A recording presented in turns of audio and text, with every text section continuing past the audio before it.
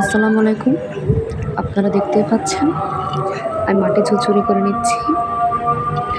আসলে বিষয়টা হচ্ছে আমি বিকালবেলায় ছাদে এসে দেখি আমার ক্যাকটাস গাছটির গোড়ায় একদমই মাটি নাই এবং ক্যাকটাস গাছটি অনেক সুন্দর হয়েছে এবং ঝাঁকড়া হয়েছে।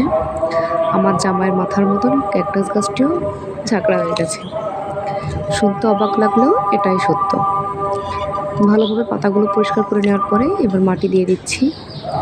আপনারাও আপনাদের সকল গাছে এভাবে মাটি দিয়ে দিবেন গোড়ায়, যাতে গাছটা ভালোভাবে বাড়তে পারে।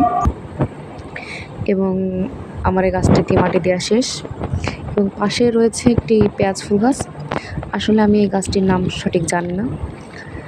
আপনারা যদি জেনে থাকেন কি, তাহলে অবশ্যই কমেন্ট করে আমাকে জানাবেন, যে যেখান থেকে দেখছেন। এবং পেঁয়াজ ফুল গাছের পাশ দিয়ে দেখতে পাচ্ছেন অনেক পাতা, শুকনো পাতা রয়েছে, এগুলো ফেলে দেব।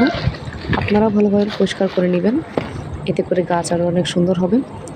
এবং আমি জানি সাধারণত পেঁয়াজ ফুল গাছ 2 বার বছরে ফুল দেয়। এবং দেখতে পাচ্ছেন পিঁপড়েরা বাসা বেঁধেছে। আজকে এই পর্যন্ত। আল্লাহ।